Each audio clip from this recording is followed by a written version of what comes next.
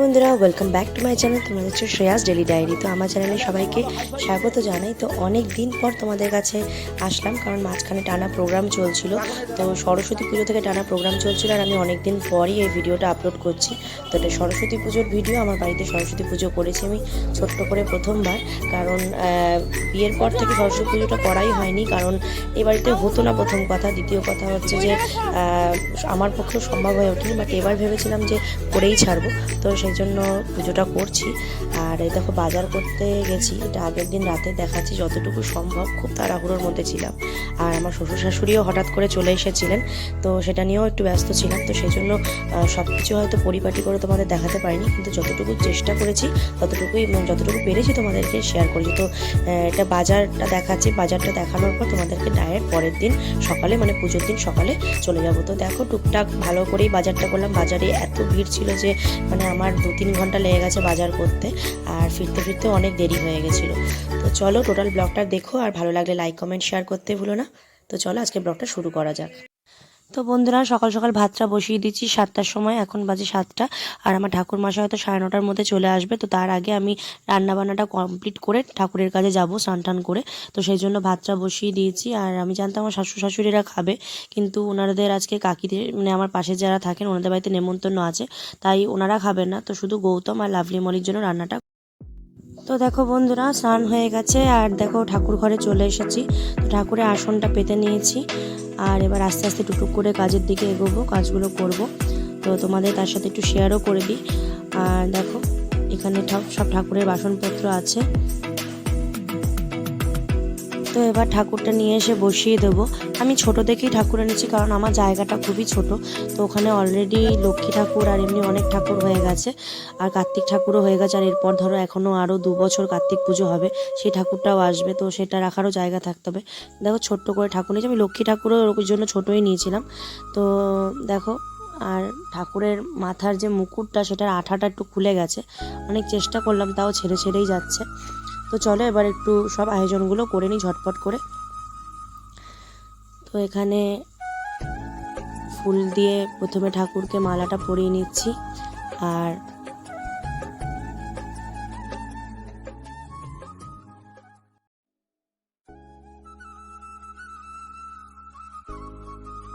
ঠাকুরকে এবার সাজিয়ে নেব। আমি সব কিছু সাদা সাদাই নিয়েছি, চাঁদমালা বলো, কারণ ঠাকুরের শাড়িটা পুরোটা সাদা বেনারসি টাইপের, তো ওর ওপর ম্যাচিং করে আমি সব নিয়েছি। আমার ছোট থেকেই এটা খুব মানে শখ, যখন মায়ের সাথেও পুজোর বাজার করতে যেতাম ঠাকুরের শাড়ি যেরকম নিতাম তার সাথে ম্যাচিং করে মালা নিতাম, চাঁদমালা নিতাম। তো এখনও ওই অভ্যেসটা যায়নি। তো দেখো যেহেতু সাদা শাড়ি, একটা সাদা রঙের এমনি যে মালাগুলো হয় সেগুলো নিয়েছি, আর চাঁদমালাটাও সাদা নিয়েছি। তো এবার দেখো এগুলো সব কি বলে ওটাকে, আমশাখা, পান, এগুলো সব এক জায়গায় নিয়ে নিয়েছি আমি। সব এগুলো কালকে রাতে সব ধুয়ে রেখেছিলাম, ফল টল সব ধুয়ে তারপর আমি রাত্রেবেলা মোটামুটি 1:30-2টোর সময় শুতে গেছি। তো আমি সব কিছু ভিজিয়ে রেখেছি, যেগুলো ভেজানোর, যেমন নৈবেদ্য যেটা সেটাও ভেজানো, সেটাও ভিজিয়ে রেখেছি, সবই করে রেখেছি, কারণ আমি জানি যে এগুলো সকালবেলা করলে আমার একদম সময় হবে না।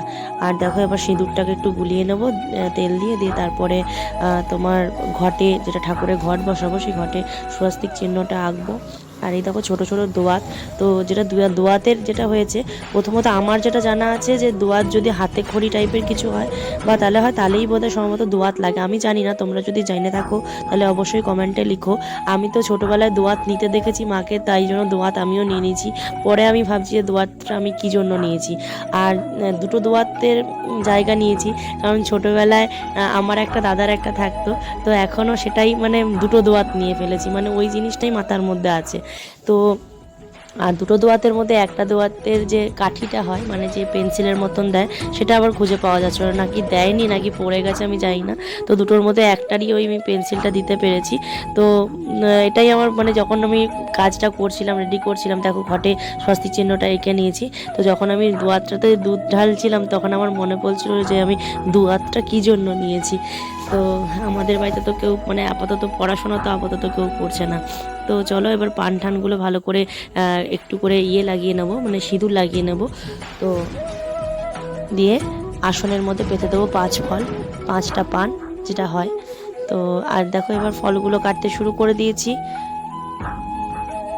তো আমি এখন সব ফল কাটছি না, কারণ যেহেতু পুজোটা খুব তাড়াতাড়ি হবে, ঠাকুরমশাই চলে আসবে, তো আমি যদি সব ফল কেটে দিতে যাই মানে মানে সবটাই যদি কাটতে যাই তাহলে অনেক দেরি হয়ে যাবে। সেই জন্য আমি চেষ্টা করেছি যে শুধু কোনো রকমে 5টা ফল যাতে হয়, যাতে আমি সব জায়গায় অল্প অল্প দিতে পারি, কারণ এটাই নিয়ম যে 5টা। সেই জন্য আমি সব আর্ধেক আর্ধেক করে কেটে 5টা ফলের আয়োজন করেছিলাম। এটাই আমার মনে হলো যে খুব ফাস্ট হবে। আমি ভাবলাম যে যখন লোক আসবে বা যখন প্রসাদ দেবো তখন দরকার পড়লে আমি আবার কেটে দেবো। তো সেই জন্য অল্প অল্প করে কেটে আগে আয়োজনটা রেডি করেছিলাম। আর সত্যি কথা বলতে কি ওটা খুব মানে বুদ্ধিমানের কাজ হয়েছে বলতে হবে, কারণ আমি জাস্ট শেষ করেছি আয়োজনটা, ঠাকুরমশাই চলে এসেছে। যদি আমি সব করতে বসতাম তাহলে হয়তো কমপ্লিট করতে পারতাম না। তো এই জায়গায় আমার মানে মাথায় বুদ্ধিটা এসেছিল, তো এটা অনেক কাজে দিয়েছে। আর দেখো গায়ে যে জামাটা পরেছে ওটা আমার প্রোগ্রামের টপ একটা, তো ওটা আমি আগের দিন ধুয়ে দিয়েছিলাম ছাদে। এবার আমি নাইটি ফাইটি সব ধুয়েছি, কিন্তু আমার আর খেয়াল নেই যে একটা মানে সোয়েটারও ধুতে হবে, মানে ধোয়া জামা কাপড় যেহেতু পরবো তো সোয়েটার যে ধুতে হবে সেটা আর খেয়াল নেই। এবার সব সোয়েটারগুলোই হয়তো মানে একসাথে রাখা ছিল, তো সেই জন্য ধোয়া কিছুই ছিল না, আমি বুঝতেও পারছিলাম না। তো এটা ছাদে ধোয়া ছিল বলে এত ঠান্ডা লাগছিল যে এটাই নিয়ে পরে নিয়েছি। তো চলো গল্প করতে করতে ঠাকুরমশাই এসে গেছে, তো চলো পুজো শুরু হয়ে গেল, তো তোমরা পুজোটা দেখতে থাকো। ওম জয় ওম বিষ্ণু বিষ্ণু ওম পুরাং গোদাবরী সরস্বতী গণপতি সর্বজলস্মিন সদ্দিং কুরুম সদ্যবাদ সমুদ্র গোবিনা গঙ্গা ওম পরমাগতি এতে গন্ধা পুষ্পে ওম হ্রিং হরা সত্যগঙ্গায় নমঃ নমঃ সর্বসুমন্ত।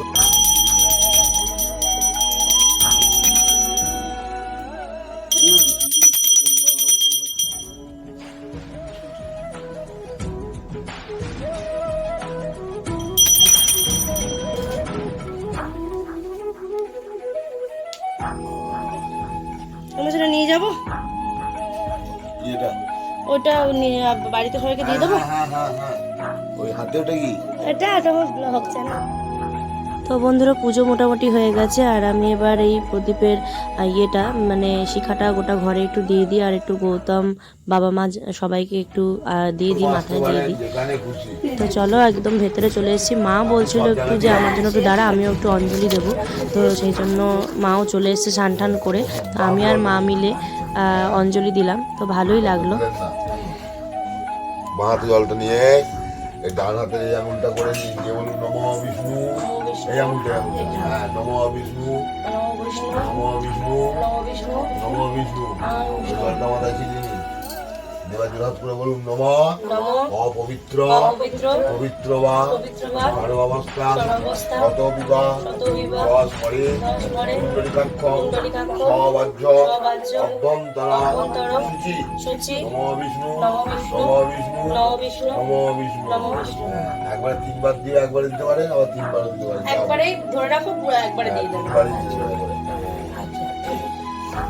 নমঃ দেবী চরাচর সারে বীণা রঞ্জিত পুস্তক হস্তে উচ যোগিত শোভিত হারে নমঃ উত্তম ভদ্রকাল্য নমো নমঃ নমঃ বেদ বেদাঙ্গ বেদান্ত এষ সচন্দন পুষ্পবিল্ল পত্রাঞ্জলি নমঃ ওই শ্রী শ্রী মৎস্যধার লেখনী বিনাপানি সরস্বত্যই।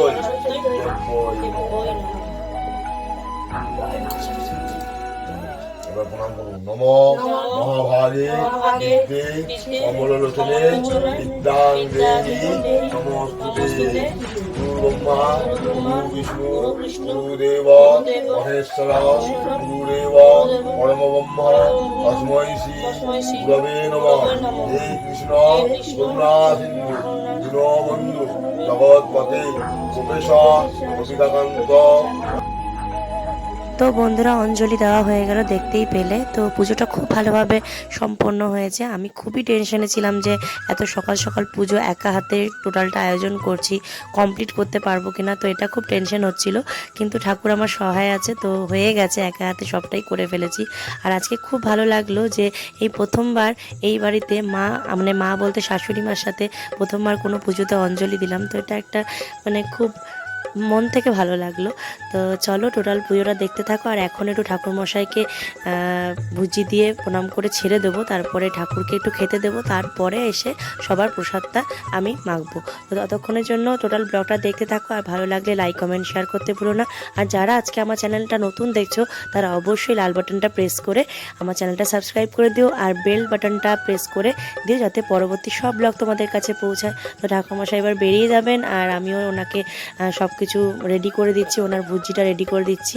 তো ততক্ষণের জন্য তোমরা টোটাল ব্লগটা দিতে থাকো।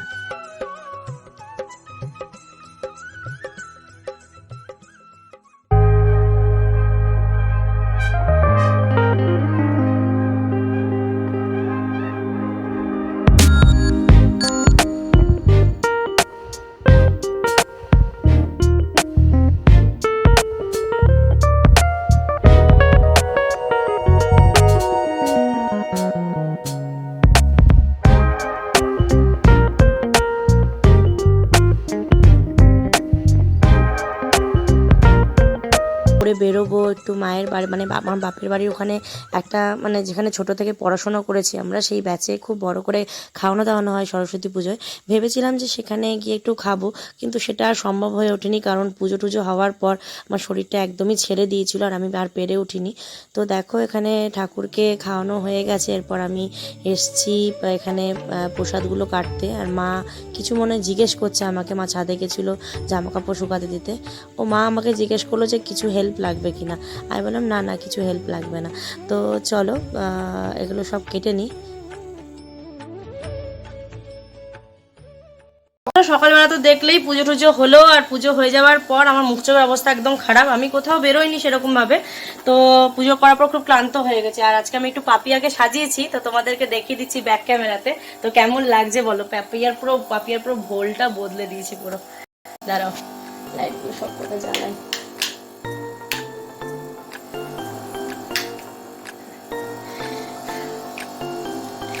তো দেখো পাপিয়ার খুব ইচ্ছা ছিল স্ট্রেট করার চুলটা, তো এই শাড়িটা পরেছে, খুব মিষ্টি লাগছে।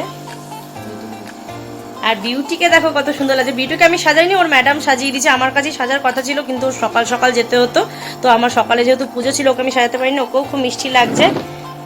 এটা দেখো বিউটি পরেছে, আর এটা হচ্ছে পাপিয়া, খুব মিষ্টি লাগছে। পাপিয়া তোমার কেমন লাগছে সেজে? খুব ভালো লাগছে। খুব ভালো লাগছে? আচ্ছা তো চলো, তোমারও ভালো লাগছে? আচ্ছা ঠিক আছে। তখন কালোর লেবেল করে দিয়েছিল, মুখটা কি সুন্দর না, তখন কালোর লেবেল করে দিয়েছিল, মুখটা প্রলেপ করেছিল কৃষ্ণকলিতে। কিন্তু এখানে ওই মেয়েটাই রয়েছে, মেয়েটা কত সুন্দর দেখতে। ওই যে ইংলিশ মিডিয়াম বাংলা মিডিয়ামের নায়িকাটা তো ওই কৃষ্ণকলির মেয়েটাই। কৃষ্ণকলি তো না, না বলছি জি বাংলা হতো তো, ওই কৃষ্ণকলির মেয়েটাই এই স্টার জলসায় ইংলিশ মিডিয়াম বাংলা মিডিয়ামের ওই নায়িকাটা হয়েছে গো। তুমি দেখবে, লক্ষ্য করবে, দেখতে কি সুন্দর না, মৌয়া রায় চৌধুরীর মতো দেখতে, এমন দেখতে মেয়েটা। আর আর আর সুন্দর দেখতে মেয়েটা, কালো কিন্তু গায়ের রংটা, মেয়েটা ওটা পরিষ্কার না। তো বন্ধুরা এখানে আলোচনা শুনে বুঝতেই পেরেছো যে বিশাল গভীর আলোচনা হচ্ছে সিরিয়াল নিয়ে, টিভি সিরিয়াল নিয়ে। তো আমি তো সিরিয়াল দেখি না, জানিও না কোন সিরিয়াল কোথায় হয়। আর এখানে দেখো সবাই এসেছে, পিসি শাশুড়ি এসছে, তাদের ছেলে, আবার আমার কাকি শাশুড়ির ছেলে, সবাই এক জায়গায় হয়েছে। তো বিশাল আনন্দ হচ্ছে সন্ধ্যাবেলা চায়ের আড্ডায়। তো পিসিরাও এসেছিলো ওই বাড়িতে, তো ওখানে এলো দেখা করতে। আর এখানে গভীর আলোচনা হচ্ছে সিরিয়াল নিয়ে, কোন সিরিয়ালে কে আছে, কে কালো কে ফর্সা। মানে আমি তো শুধু ভিডিও করে মজা নিচ্ছিলাম যে দেখো তোমাদের। আর সারাদিন বাবা মাদের তোমাদের দেখাতে পারিনি, দুদিন ধরে এসছে, কিন্তু এত ব্যস্ত দেখাতে পারিনি, কারণ প্রোগ্রামও চলছিল বললাম। তো বাবা মাদের সাথেও তোমাদের দেখা করে দিলাম। আর বাবা মারা কালকে ছদ্দির বাড়ি চলে যাবে, কারণ আমাদের এই বাড়ির নিয়মে আছে যে সরস্বতী পুজোর পরের দিন ভিজে ভাত খেতে হয়। তো সেটারই নিমন্ত্রণ আছে, মানে আমার এই বাড়িতেও হয়, এই বাড়িতে আমাদের কাকিরা করে। মারা যেহেতু থাকে না এখানে, কাকিরা করে, কাকিরা আমাদের নেমন্তন্ন করে খাওয়ায়। সেরকমই আমাদেরও কালকে নেমন্তন্ন আছে কাকিদের বাড়িতে, আর মায়েদের ছদিদের বাড়িতে নেমন্তন্ন আছে। তো ওখান থেকেই মায়েরা খাওয়া দাওয়া করে আবার দুর্গাপুর বেরিয়ে যাবে। তো চলো আজকের ব্লগটা এই অবধি রাখবো, আর বাড়াবো না। তো আজকের ব্লগটা তোমাদের কেমন লাগলো অবশ্যই জানাতে ভুলো না। অনেকদিন পর পোস্ট করছি, তার জন্য অনেক অনেক সরি। আর নিশ্চয়ই তোমরা দেখবে, আমি জানি তোমরা আমাকে ভালোবাসো। তো পরবর্তী ব্লগ নিয়ে আসবো কাল, ততক্ষণের জন্য লাভ ইউ অল, টাটা।